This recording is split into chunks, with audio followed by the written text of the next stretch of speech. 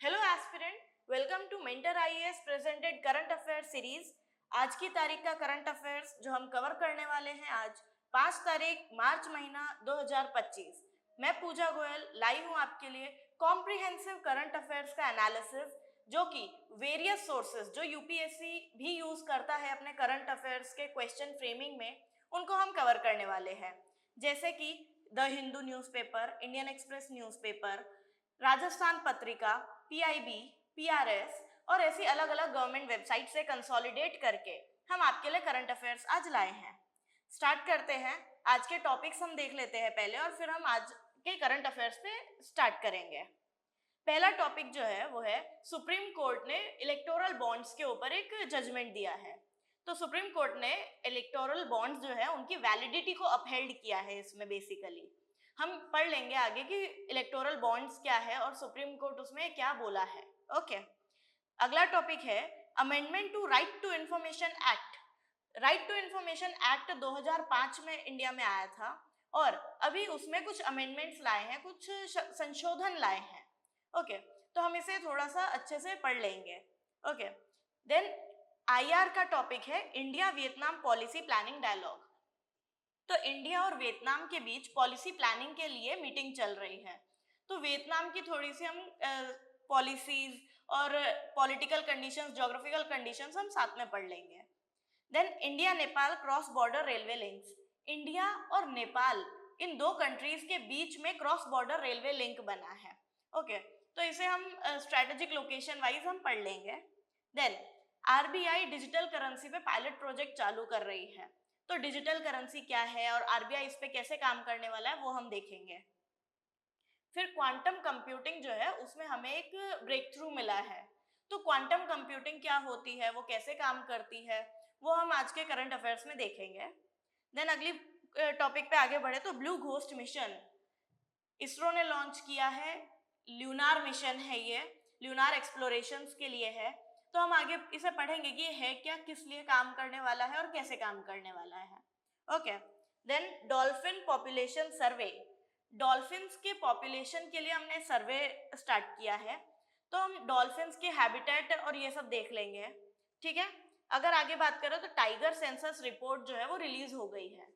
तो टाइगर्स, इनका क्या रोल रहता है हमारी एनवायरनमेंट में, हमारे इकोसिस्टम में, और टाइगर्स की जो सेंसस है इसे कौन कंडक्ट करता है और ये सब कैसे मैनेज होता है, वो हम आज देखेंगे। ओके, शुरू करते हैं पहले टॉपिक के साथ, supreme court ruling on electoral bonds. तो सुप्रीम कोर्ट जो है वो इलेक्टोरल बॉन्ड्स की जो वैलिडिटी है उसको अपहेल्ड कर रहा है। तो सुप्रीम कोर्ट जो है वो अगर इलेक्टोरल बॉन्ड्स की वैलिडिटी को इतना अपहेल्ड कर रहा है तो इलेक्टोरल बॉन्ड है क्या, पहले तो हमें वही पता होना चाहिए। ठीक है, इलेक्टोरल बॉन्ड जो है वो इलेक्शंस के टाइम पे पॉलिटिकल पार्टीज को फंडिंग करने का एक मैकेनिज्म है, जो पब्लिक फंडिंग कर सकती है, कॉर्पोरेट फंडिंग कर सकते हैं। और ये किस लिए लाया गया है, क्योंकि इससे पहले भी पॉलिटिकल पार्टीज को फंडिंग होती थी लेकिन वो इतनी ट्रांसपेरेंट नहीं थी, वो पता नहीं चल पाता था इतना अच्छे से कि फंडिंग कहाँ से आ रही है, कैसे आ रही है। ओके, तो इलेक्टोरल बॉन्ड्स हम लाए क्योंकि हमें अब फंडिंग में थोड़ा ट्रांसपेरेंसी लाना है ताकि इलेक्टोरल क्राइम्स जो है वो कम हो जाए। जैसे कि इलेक्शंस के टाइम पे ब्राइबरी चलती है हमारे इलेक्शन प्रोसेस में। ओके, तो इस सब से बचने के लिए, इलेक्शन रिफॉर्म्स को और स्ट्रॉन्ग करने के लिए हम इलेक्टोरल बॉन्ड्स लाए थे। तो पहले इलेक्टोरल बॉन्ड्स क्या है, कब आया, ये हमें देखना है। उसके फीचर्स क्या है, फंडिंग कितनी ले सकते हैं, कौन फंडिंग दे सकता है, फंडिंग कहाँ से दी जा सकती है, और इस सब के प्रोसेस हमें अच्छे से पढ़ लेने हैं। ठीक है, फिर आरबीआई एक्ट और अमेंडमेंट्स जो इलेक्टोरल बॉन्ड्स के लिए लाए गए हैं वो हमें अच्छे से पढ़ने हैं कि आरबीआई इसके ऊपर क्या बोल रहा है। ओके, क्यों, क्योंकि फंडिंग की बात है तो बैंक के थ्रू ही होगी। क्यों, क्योंकि ट्रांसपेरेंसी लाना है, राइट, और ट्रांसपेरेंसी लाना है, बैंक के थ्रू फंडिंग होनी है, तो आरबीआई का इन्वॉल्वमेंट बहुत जरूरी है। तो वहां पे हमें थोड़ा उसे डिटेल में कर लेना है कवर। फिर आगे बढ़ते हैं, related constitutional articles like article 19 freedom of speech and expression, ये क्या बोलता है इसके ऊपर।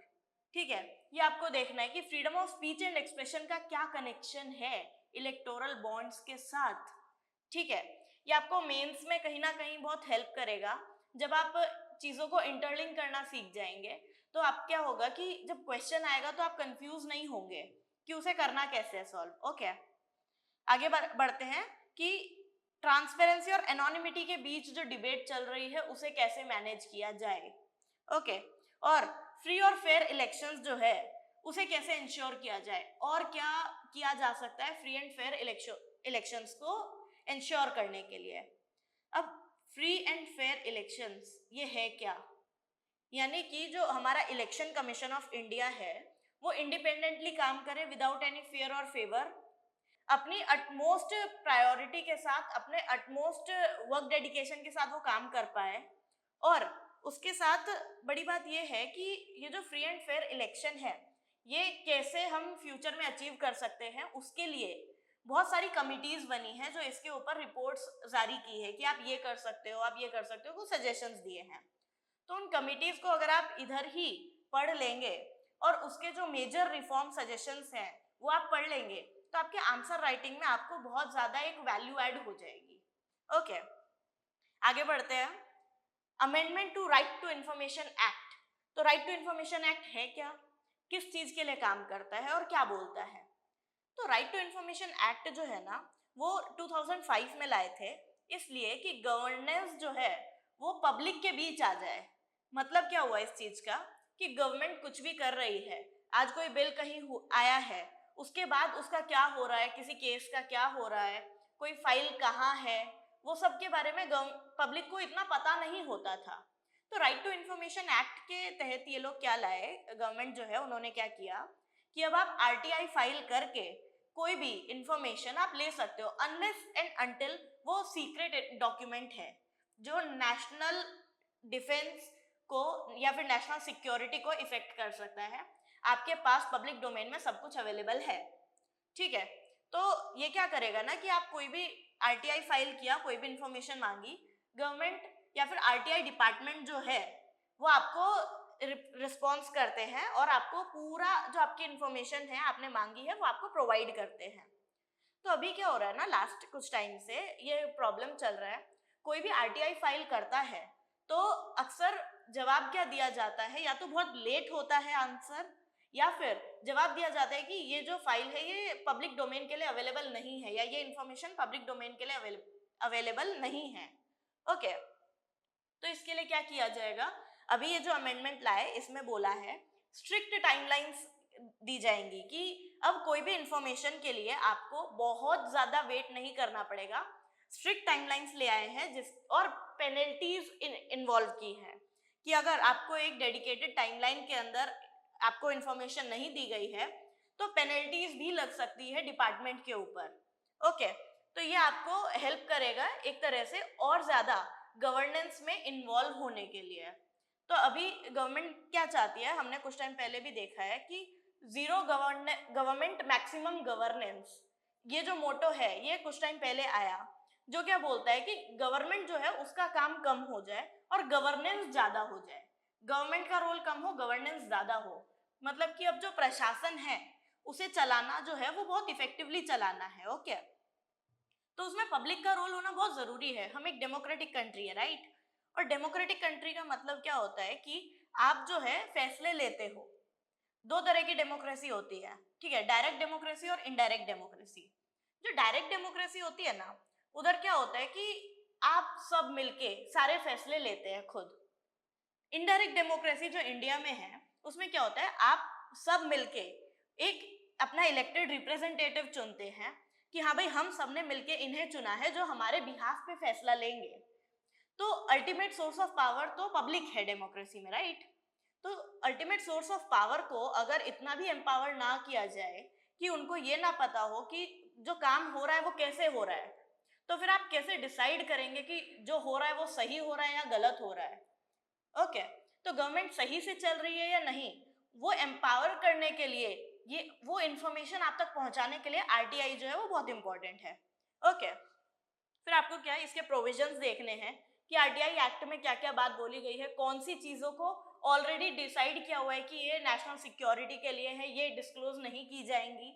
ओके, फिर आगे बढ़ते कि ट्रांसपेरेंसी और अकाउंटेबिलिटी को मैनेज करने में, ट्रांसपेरेंसी और अकाउंटेबिलिटी को प्रमोट करने में, इंश्योर करने में राइट टू इंफॉर्मेशन एक्ट का क्या रोल रहेगा। ओके, एक बार ये देखेंगे।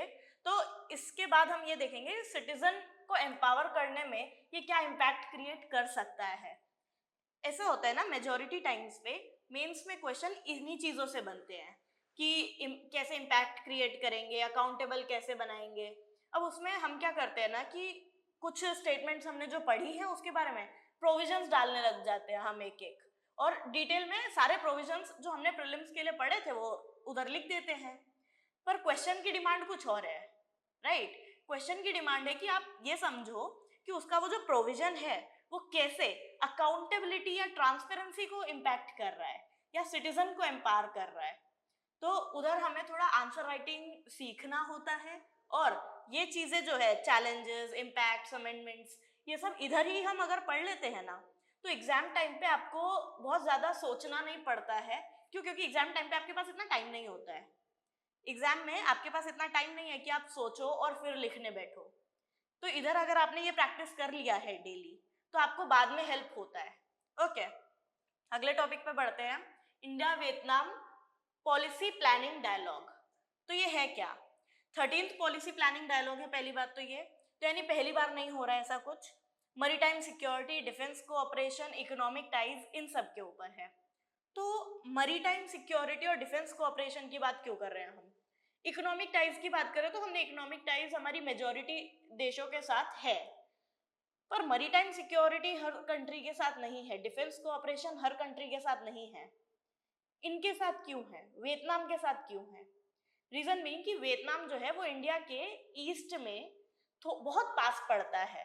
ओके, अगर इंडिया के ईस्ट में हम जाएंगे तो म्यांमार के बाद ऑलमोस्ट वियतनाम ही पड़ता है।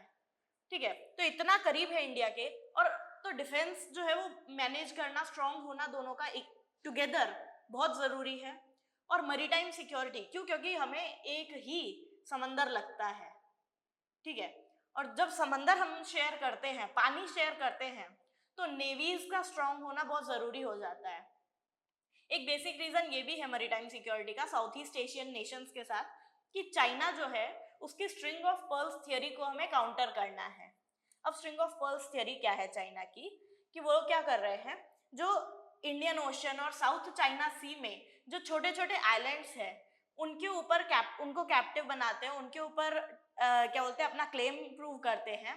और उसकी वजह से अब ऐसा है कि अगर उन्हें एक प्लेस मिल गया है तो उनक्लॉस के लॉ के हिसाब से उन्हें उसका 240 नॉटिकल माइल्स तक एक्सक्लूसिव इकोनॉमिक जोन मिलता है ट्रेड के लिए, जहाँ पे वो अपने एक्सप्लोरेशंस कर सकते हैं, क्रिटिकल मिनरल्स निकाल सकते हैं। और अगर आपने थोड़ा सा करंट अफेयर्स को पढ़ा है तो साउथ चाइना सी में रेयर मिनरल्स जो है वो बहुत ज्यादा मौजूद हैं। ओके, तो उसकी वजह से भी हम साउथ ईस्ट नेशंस के साथ मरीटाइम सिक्योरिटी पे बहुत ज्यादा फोर्स करते हैं, फोकस करते हैं। ओके, इसके साथ आपको क्या पढ़ना है? वियतनाम अगर न्यूज में आया है तो आपको सबसे पहले क्या देखना है, वो इंडिया के ईस्ट में है और इंडिया अपने एक्ट ईस्ट पॉलिसी के तहत इसके साथ रिलेशंस जो है वो बहुत अच्छे रखता है। तो इंडिया की एक्ट ईस्ट पॉलिसी जो है वो हमें पढ़ लेनी है। ठीक है, एक्ट ईस्ट पॉलिसी है क्या?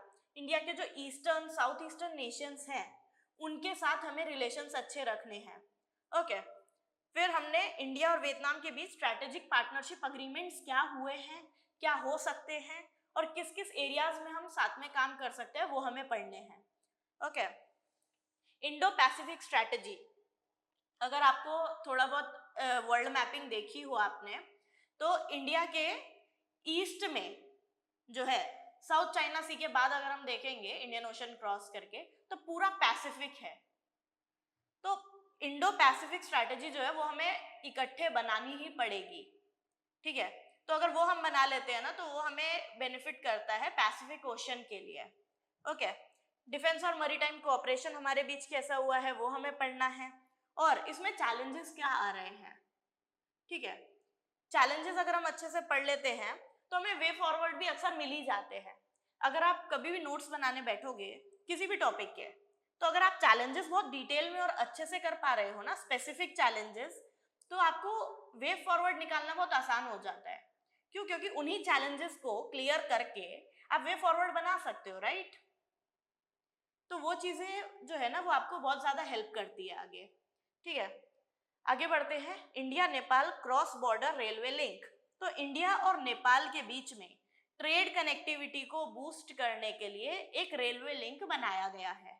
ओके, तो सबसे पहले आपको क्या करना है, ये रेलवे लिंक शायद यूपीएससी इतना इंपॉर्टेंस ना दे। इंपॉर्टेंट क्या हो जाएगा, इंडिया और नेपाल का बॉर्डर मैपिंग। ओके, इंडिया के बॉर्डर पे और नेपाल के बॉर्डर पे कौन से डिस्ट्रिक्ट्स लगते हैं, ठीक है, ये जो रेलवे लिंक जा रही है ये कहाँ से कहाँ जा रही है और उसके बीच में कौन से डिस्ट्रिक्ट्स लगते हैं, स्टेट्स लगते हैं। अगर आप ये अच्छे से कर लेंगे ना तो मेजॉरिटी काम तो उधर ही कवर हो जाता है। ठीक है, फिर इसके बाद मेजर रेलवे लिंक्स और उनकी स्ट्रेटेजिक इंपॉर्टेंस। ठीक है, अगर रेलवे लिंक की बात हुई है तो जो मेजर रेलवे लिंक है हमारे कंट्री के भी और हमारे कंट्री के दूसरे देशों के साथ अगर है तो, क्योंकि बहुत कम देश हैं जिनके साथ हमारे रेलवे लिंक हो सकते हैं। भूटान के साथ हो सकते हैं, नेपाल के साथ हो सकते हैं, बांग्लादेश के साथ हो सकते हैं, चाइना के साथ हो सकते हैं और पाकिस्तान के साथ हो सकते हैं। रीजन, हम लैंड बॉर्डर सिर्फ इन्हीं के साथ शेयर करते हैं और म्यांमार के साथ हो सकते हैं। ओके, श्रीलंका के साथ नहीं हो सकता है, क्यों, क्योंकि हम लोग उनके साथ लैंड बॉर्डर शेयर नहीं करते और रेलवे लिंक का सीधा मतलब है लैंड बॉर्डर। ओके, तो इनके साथ हमारे रेलवे लिंक्स हैं या नहीं है, और है तो कहाँ पे हैं वो आप देख लेना, और उनका स्ट्रैटेजिक इंपॉर्टेंस क्या है, इकोनॉमिक इंपॉर्टेंस क्या है, ट्रेड इंपॉर्टेंस क्या है, वो आप एक बार देख लेंगे। ओके, इंडिया और नेपाल के रिलेशंस कैसे हैं ये आपको इधर ही कवर करना है। देखो ऐसा है ना, वर्ल्ड मैपिंग को अलग से सेट ऑफ टाइम देना बहुत टफ होता है कि आप अपनी प्रिपरेशन के दौरान जब हिस्ट्री पढ़ रहे हो, पॉलिटी पढ़ रहे हो, आईआर पढ़ रहे हो, फिर गवर्नेंस पढ़ रहे हो, इकोनॉमी पढ़ रहे हो, ज्योग्राफी पढ़ रहे हो, उसके साथ एक वर्ल्ड इंटरनेशनल रिलेशंस में अलग अलग देशों के साथ हमारे रिलेशंस कैसे हैं उसको टाइम देना स्ट्रैटेजिक बैठा के बहुत टफ होता है, टाइम टेकिंग चीज है। तो इसमें सबसे ज्यादा सजेस्टेड क्या होता है, जो भी करंट अफेयर्स डेली आ रहा है उसके साथ आप इसके नोट्स कवर कर लो। जब आप इसके नोट्स उधर ही कवर कर लेते हो ना तो आपको बेनिफिट मिलता है कि आपको अलग से बैठ के उसको डेडिकेटेड टाइम नहीं देना है। करंट अफेयर्स में थोड़ा टाइम एक्स्ट्रा लगेगा, रीजन आपका मेजॉरिटी रिवीजन यहीं पे हो रहा है। ठीक है, इधर मेरे को 3 घंटे का वीडियो बनाने में क्या होता है, सारे नोट्स मैं प्रोवाइड कर सकती हूँ, लेकिन वो 3 घंटे के वीडियो में भी सारे नोट्स नहीं बन पाएंगे। करंट अफेयर इतना वास्ट टॉपिक है, तो आपको इतना वास्ट टॉपिक जो है वो कवर करना ही है हर हाल में। तो आप डेली एनालिसिस लो, डेली उसके वीडियो नोट्स जो है वो अच्छे से बनाओ। ठीक है, आप कुछ भी उठा लोगे आपको एक लिमिटेड सेट ऑफ टॉपिक्स ही मिलेंगे, लिमिटेड सेट ऑफ नोट्स ही मिलेंगे, एक लिमिटेशन आ जाती है। ओके, आपके हाथ में कोई लिमिटेशन नहीं है, आपको तो नोट्स बनाने ही हैं जो आपको आगे हेल्प करने ही वाले हैं। रीजन कि अगर आप इंडिया नेपाल के रिलेशंस यहाँ पे कर लिया आपने, उसका बॉर्डर ज्योग्राफी सब कर लिया है, तो आगे कुछ भी क्वेश्चन आता है, ठीक है, तो आप उसको बहुत आसानी से टैकल कर सकते हो। क्यों, क्योंकि आपने जब नोट्स बनाए थे ना तो उसे अच्छे से पढ़ा था। ओके, आगे बढ़ते हैं इसी टॉपिक के साथ। रीजनल कनेक्टिविटी और ट्रेड कैसे इंपॉर्टेंट है हमारे लिए, और बॉर्डर डिस्प्यूट्स कहाँ कहाँ है हमारे कंट्री के। जैसे पाकिस्तान के साथ हमारे बॉर्डर डिस्प्यूट्स बहुत हैं, चाइना के साथ बहुत हैं, ठीक है, बांग्लादेश के साथ भी हैं, तो इनके इनफैक्ट नेपाल के साथ भी हमारे बॉर्डर डिस्प्यूट्स हैं। तो वो कैसे प्रॉब्लम क्रिएट कर रहा है वो हमें देखना है। और अगर मरीटाइम बॉर्डर की बात करें तो श्रीलंका के साथ भी है। क्यों, रिसेंट में कुछ टाइम से अगर हम देखें तो श्रीलंका जो है फिशरमैन को लेके श्रीलंका के साथ हमारा डिस्प्यूट बहुत चलता आ रहा है। ठीक है, फिशरमैन जो है हमारे वो बहुत बार बाउंड्री क्रॉस कर जाते हैं, बॉर्डर क्रॉस कर जाते हैं बिना जान के, उन्हें नहीं पता होता कि हाँ बॉर्डर आ गया है, तो उधर वो बहुत प्रॉब्लम क्रिएट करता है। ओके, तो ये आपको थोड़ा पढ़ लेना है। आगे बढ़ते हैं, आरबीआई का डिजिटल करेंसी पायलट। ठीक है, तो ये है क्या, तो सेंट्रल बैंक डिजिटल करेंसी जो है उसके ऊपर पायलट प्रोजेक्ट जो है आरबीआई ने लॉन्च किया है। ठीक है, क्यों, क्योंकि फीजिबिलिटी और इम्पैक्ट क्या होगा इसका वो चेक करने के लिए। तो अभी तक ये फुल फोर्स में नहीं आया है, सिर्फ पायलट प्रोजेक्ट है जो आरबीआई ने लॉन्च किया है। ओके, आरबीआई पहले चेक करना चाहता है कि ये कैसे काम करेगा, कैसे नहीं करेगा, क्या इम्पैक्ट करेगा, ताकि इसे फुल फोर्स में लाने से पहले इसके लिमिटेशंस दूर किए जा सके। ओके, तो सबसे आपको ये जानना है कि सीबीडीसी जो है, सेंट्रल बैंक डिजिटल करेंसी, ये होता क्या है? ये आपके यूपीआई से, आपके क्रिप्टो करेंसी से अलग कैसे है? इसमें कितने टाइप्स हैं? होलसेल है, रिटेल है? कैसे काम करने वाला है ये? क्या इसके लिए कोई अलग से प्लेटफॉर्म बनेगा जिसके ऊपर आप ये करेंसी जो है वो खरीद सकते हो, बेच सकते हो, इसमें ट्रेड कर सकते हो? ओके, तो आपको ये अच्छे से देख लेना है कि सेंट्रल बैंक डिजिटल करेंसी जो है वो पूरी तरह से काम कैसे करती है। ठीक है, उसके बाद ये हमारी नेशन की इकोनॉमी को कैसे इम्पैक्ट करने वाली है ना? सेंट्रल बैंक डिजिटल करेंसी जो है वो हमारे देश के इकोनॉमिक सिचुएशन को कैसे इम्पैक्ट क्रिएट करने वाली है, वो हमें देखना है। ओके, हमारा कैश फ्लो जो है वो डिसरप्ट होगा या फिर और अच्छे से मैनेज होगा, वो हमें करना है। फिर अब कुछ भी डिजिटल आता है ना, तो एक जो सबसे बड़ा जो स्ट्रेस होता है या चैलेंज होता है वो होता है साइबर सिक्योरिटी, कि अगर उसको हैक कर लिया गया या फिर उसके ऊपर मालवेयर, स्पाईवेयर ऐसा कुछ छोड़ दिया गया तो कैसे मैनेज किया जाएगा? हम लोग कितने एम्पावर्ड हैं, कितने सशक्त हैं उसको रोकने के लिए। ठीक है, तो वो क्या चैलेंजेस क्रिएट हो सकते हैं ना, आपको वो भी पढ़ना है। ठीक है, और उसके लिए क्या फ्रेमवर्क है, क्या हमारा कंट्री रेडी है तो कैसे? ठीक है, कैसे का मतलब होता है कि आपको उसके प्रोविजंस देखने हैं कि हमारे कंट्री में क्या रिसोर्सेज है साइबर सिक्योरिटी से बचने के लिए। ठीक है, तो वो आप देखेंगे। और इसका एक एग्जाम्पल भी है चाइना का डिजिटल युआन। ठीक है, वो आप देख के कंपेयर कर सकते हैं। उस मॉडल को अगर आप पढ़ लेंगे तो आपको क्या होगा कि अभी इसके ऊपर ज्यादा बात हुई नहीं है, राइट? पायलट प्रोजेक्ट है, लेकिन आपसे तो पूछा जा सकता है मेंस में कि इसके क्या चैलेंजेस हो सकते हैं, क्या इम्पैक्ट क्रिएट कर सकता है ये, राइट? क्यों? क्योंकि प्रोविजंस तो इसी में लिखे हैं। जब आप सेंट्रल बैंक डिजिटल करेंसी को पढ़ने जाएंगे तो उधर इसके प्रोविजंस लिखे हैं, और मोस्ट प्रोबेबली जब तक फुल फोर्स में नहीं आता है तो पूछा भी नहीं जाएगा। लेकिन आपको असेस करने के लिए चैलेंजेस और इम्पैक्ट्स अक्सर पूछे जा सकते हैं। तो आप क्या करोगे, अगर वर्ल्ड में कहीं ऐसा है तो उधर के उस मॉडल को उठाओगे और उसके जो चैलेंजेस हैं, इम्पैक्ट्स है, वो अच्छे से पढ़ लोगे। ठीक है, अगर वो आप पढ़ लेते हो ना, आप एक रफ आइडिया जो है वो लगा सकते हो कि हाँ क्या कुछ इसका इम्पैक्ट हो सकता है। ठीक है, आगे बढ़ते हैं।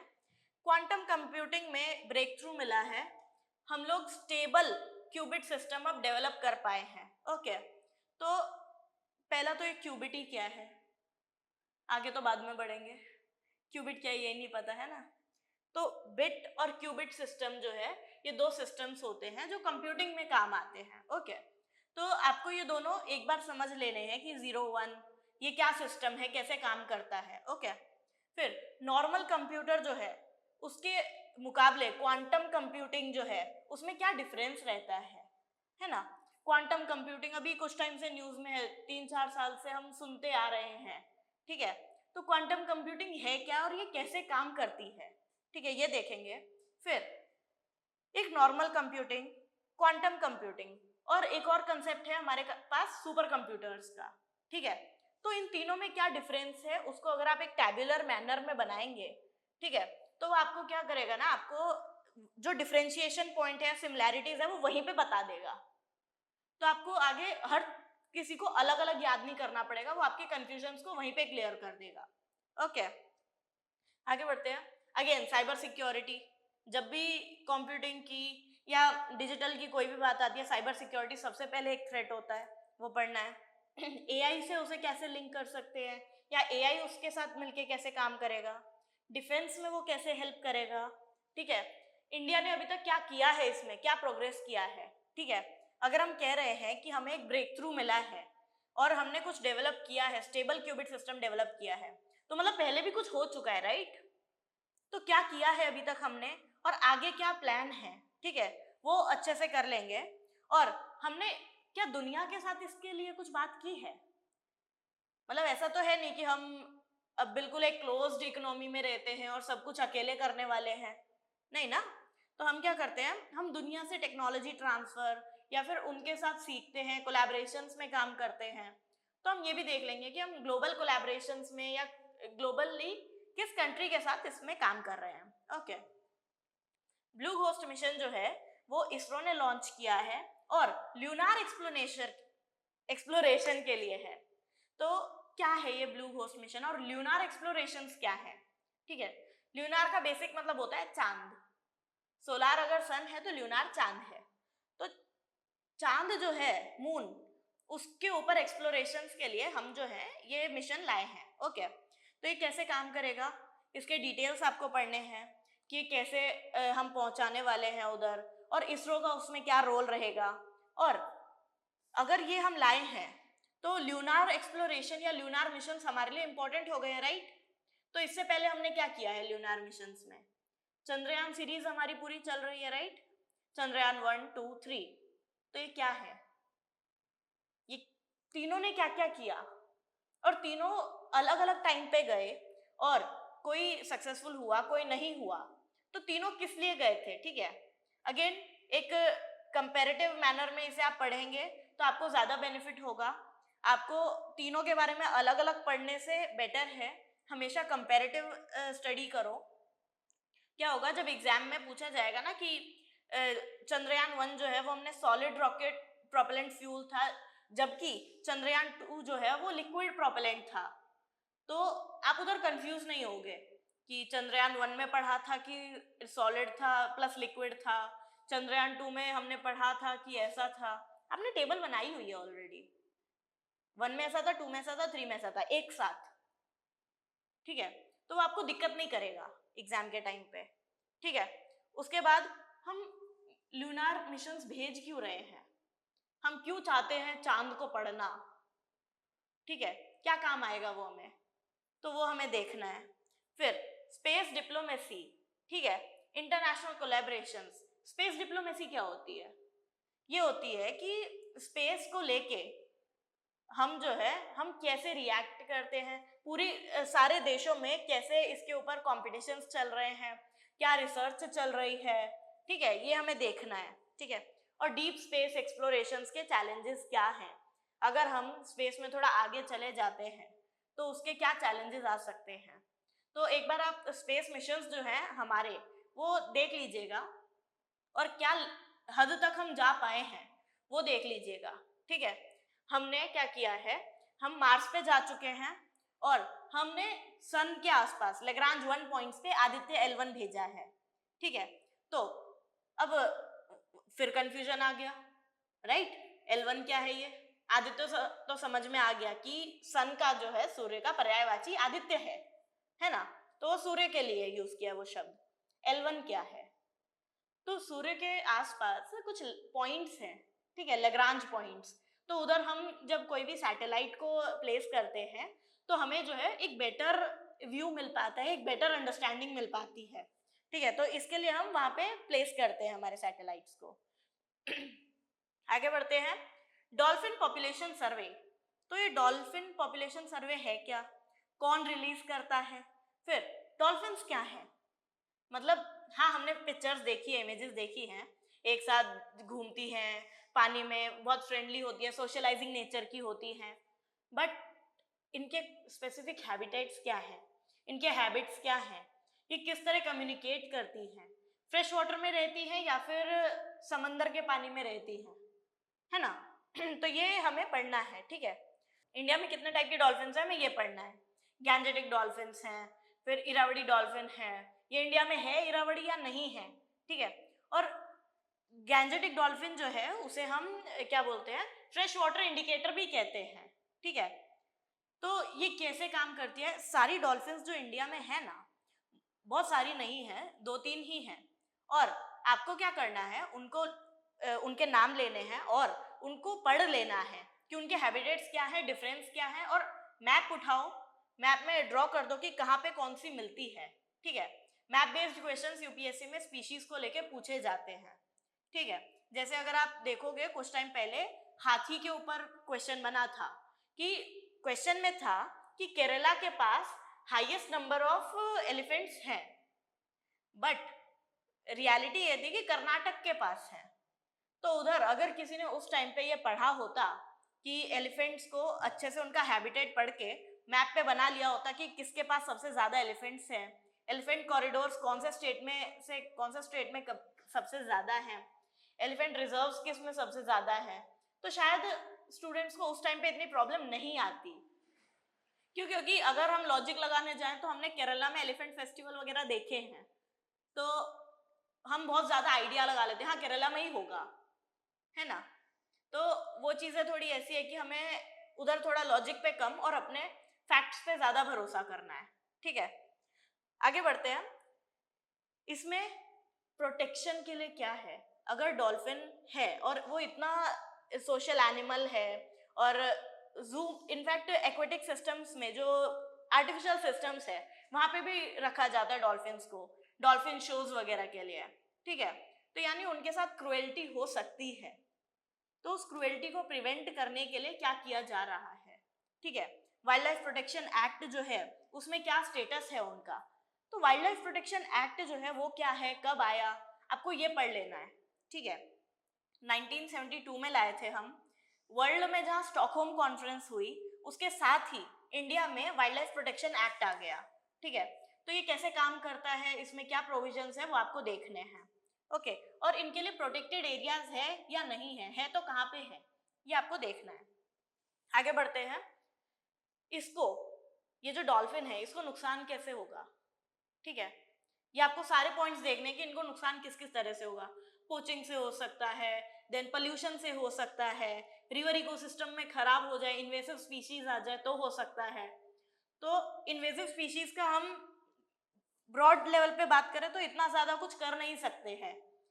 ठीक है, इकोसिस्टम में वो ऐड हो रही है, ह्यूमंस नहीं कर रहे हैं अक्सर ऐड, बट पोल्यूशन तो ह्यूमंस ऐड कर रहे हैं, और अगर नहीं भी कर रहे हैं तो हम रोक सकते हैं, राइट। गवर्नमेंट्स हम मिलके पोल्यूशन को रोक सकते हैं। तो उसमें हमें ये पढ़ना है कि वो पोल्यूशन जो है वो स्पेसिफिक कौन सी चीज इनको इफेक्ट कर रही है और उसे रोका कैसे जाए। देखो, जब भी स्पीशीज स्पेसिफिक या ऐसा कुछ पोल्यूशन की बात आती है ना, तो हमें अब स्पेसिफिक जाना पड़ेगा। कार्बन मोनोक्साइड, सल्फर, नाइट्रोजन क्या स्पेसिफिक इम्पैक्ट करेगा और किस चीज पे इम्पैक्ट करेगा। ठीक है, इनके सेंसस पे इम्पैक्ट करेगा, किस चीज पे इम्पैक्ट कर सकता है, उससे क्या प्रॉब्लम आ सकता है। ठीक है, तो अभी अगर इधर पढ़ लेंगे तो हमें बाद में वेग आंसर नहीं लिखने पड़ेंगे कि पोल्यूशन से सांस लेने में दिक्कत आती है और ये सब। ठीक है, हम स्पेसिफिक हो सकते हैं, यह हमें कर लेना है। एक्वेटिक बायोडाइवर्सिटी के प्रोटेक्शन के लिए या कंजर्वेशन के लिए हम क्या कर रहे हैं, और इसमें एनजीओज और इंटरनेशनल कन्वेंशंस का क्या रोल है, ये हम इधर ही देख लेंगे। ओके, आगे बढ़ते हैं। टाइगर सेंसस रिपोर्ट जो है वो रिलीज हो गई है, किसने की, एनटीसीए ने की। एनटीसीए क्या है, नेशनल टाइगर कंजर्वेशन अथॉरिटी, जो कि स्पेसिफिकली टाइगर्स को कंजर्व करने के लिए बनाया गया है। ठीक है, रिपोर्ट में ये पब्लिश हुआ है कि 12% इंक्रीज हुआ है इंडिया के टाइगर पॉपुलेशन में। क्यों हुआ है, सीधी बात है, हम बहुत मेजर्स ले रहे हैं इनको प्रोटेक्ट करने के लिए। ठीक है, हमने प्रोजेक्ट टाइगर लाया, ये कब लाया, हम बहुत पहले ला चुके हैं। In fact wild life protection act लाए उसके करीब करीब 1 साल बाद ही हम ले आए थे टाइगर सेंसस, प्रोजेक्ट टाइगर। ठीक है, प्रोटेक्टेड एरियाज है, बहुत सारे टाइगर रिजर्व्स है हमारे कंट्री में। मैप बनाना है, अगेन टाइगर रिजर्व्स मार्क कर देने हैं, कौन सा टाइगर रिजर्व सबसे बड़ा है, कौन सा टाइगर रिजर्व सबसे छोटा है, किस टाइगर रिजर्व में सबसे ज्यादा टाइगर्स है, किस में नहीं है। इनफैक्ट बहुत सारे 2-3 ऐसे टाइगर रिजर्व्स भी हैं जिसमें एक भी टाइगर नहीं है। ओके, डंपा टाइगर रिजर्व जैसे है उसमें एक भी टाइगर नहीं है। तो आपको ये पढ़ लेना है कि ये कैसे सिस्टम काम कर रहा है, कौन से स्टेट के पास सबसे ज्यादा टाइगर्स हैं। ठीक है, टाइगर रिजर्व की बात तो अलग करते हैं, एक टाइगर रिजर्व जो है अगर एक स्टेट में एक ही टाइगर रिजर्व है और उसमें सबसे ज्यादा टाइगर्स है पूरे देश के टाइगर रिजर्व्स में, जरूरी नहीं है कि उस स्टेट में सबसे ज्यादा टाइगर्स हो। ठीक है, हो सकता है दूसरे किसी स्टेट में 2 से 3 टाइगर रिजर्व्स है जिसमें अच्छे खासे टाइगर्स हैं। तो ये कह सकते हैं कि वो टाइगर रिजर्व वो स्टेट में सबसे ज्यादा टाइगर्स हैं। तो टाइगर पॉपुलेशन कैसे डिवाइडेड है पूरे कंट्री में वो आपको देखनी है। ओके, टाइगर रिजर्व्स कैसे डिवाइडेड है वो भी देखना है। एनटीसीए किसने बनाया, स्टैट्यूटरी बॉडी है या कोई और बॉडी है, नॉन स्टैट्यूटरी एग्जीक्यूटिव बॉडी है, वो देखना है। इसको हेड कौन करता है, सर्वे, अगर रिपोर्ट रिलीज हुई है टाइगर सेंसस तो मतलब कितने साल में ये सेंसस होता है आपको वो देखना है। ओके, फिर इनको नुकसान क्या है टाइगर्स को, और टाइगर्स का हैबिटेट क्या है, कैसे रहते हैं। ठीक है, अपना एरिया कैसे मार्क करते हैं, क्या एरिया मार्क करते हैं, ठीक है।